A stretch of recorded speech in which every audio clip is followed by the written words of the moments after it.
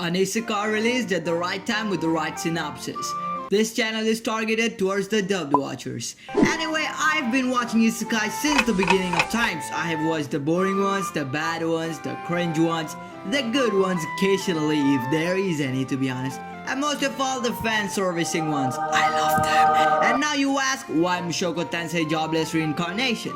Well, first of all, it is an Isekai, and I sure do love Isekai no matter which type it is of. As I said earlier, I watch all of them. Even I'm standing on a million lives. Why is this show getting a sequel again?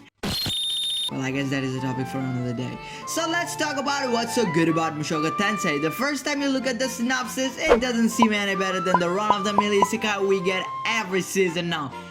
Thank you. And not just one of them, we get a ton of them. And yet we watch away wasting our time, as we otakus do. And now for the synopsis. A jobless and helpless incel, an otaku really, gets reincarnated into another world with beautiful anime girls. And that's the synopsis. Nah, I'm just kidding. But like any other isekai, he intercepts a speeding truck heading towards a group of teenagers as a final good deed, and ultimately does manage to save one of them, but in the end, he does die.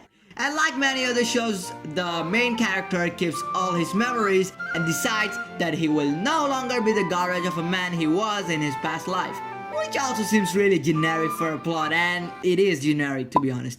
But that is where all the monotony ends. The story quickly changes up things and sets itself apart from other similar shows, and as the main character keeps all of his memories from the past life, all his personal traits remains the same, aka he is still as much of a perv as he was in his past life. And in no way was he an OP character from the get-go, boom boom. The show really does show how Rudius, that's his name after he gets reincarnated, develops as a child. Lilia, the maid in the mix, we gotta have a maid in an isekai, come on, we do. Was quick to point out that Rudius is kind of a dangerous kid. I mean, after seeing that face on a kid, I'm pretty sure you'd have the same thought. And the writing of this show is really on point, and it also emphasizes that Rudius did keep all of his memories from his past life.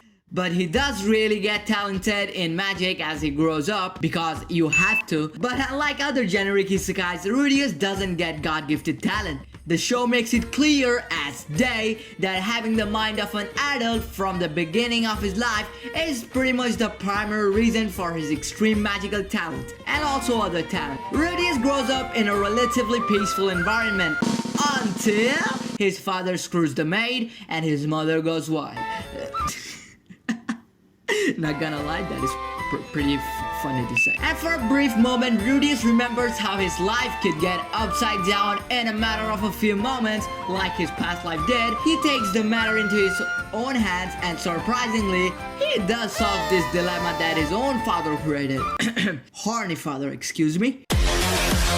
So the show has a pretty slow beginning, spanning for about 4 to 5 episodes, but then it quickly picks up its pace and shows the journey of Rudius as a mage. His teacher Roxy is also a very interesting character. She has a peculiar emotion towards Rudius which is not explored in the first season of the anime, but we will discuss that in another video, probably if we do make another video about it. So Roxy is pretty much Rudius' primary teacher, from whom he gets all of his magical education, language and other stuff that he learns throughout the story, and that's pretty much it, I guess. Rudius then gets a suggestion to attend a magical school in the city, but before he gets ready to leave for the city, he meets a girl, a damsel in distress to be honest, and develops kind of a romantic relationship with this half-elf demon, I don't know what girl. So, as a result, his father kicks him unconscious and sends him off to the city by Ghislaine. And his father writes him a letter saying that he has to tutor his cousin, Arius Boreas Grey Rat, so now he was on his own and had to make a living by himself. And he accepts the situation like a Chad. And after a couple of months in the city, Aris becomes fascinated by Rudius, and they also get a little intimate.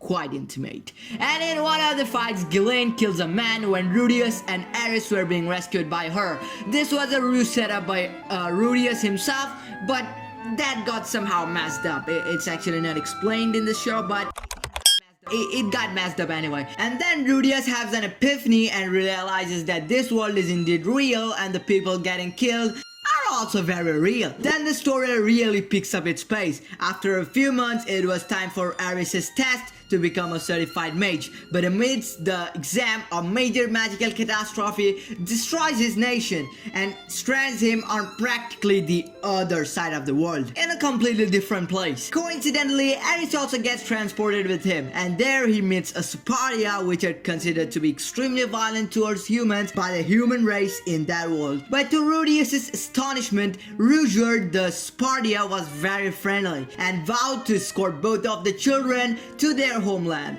And there were a few events occurring in the first season after they set out for their journey. Not really notable though, so we will keep that topic for another video. And that is pretty much it for the 11 episode run first season of Mushoku Tensei Jobless Reincarnation. The conclusion is pretty much this. Mushoku Tensei's first season was a slow start, but it did manage to quickly change that and takes us into Rudius' journey in this magical world from his perspective mainly, after giving the viewers a decent idea of the characters in the show. Mushoku Tensei is a great refresh from the dozens of isekai we get every season now, with the same plot over and over again, and it's really kind of hard to watch them, but I do anyway. As I said before, I'm a fan of isekai, and I am excited for what is to come for this incredible show among isekai.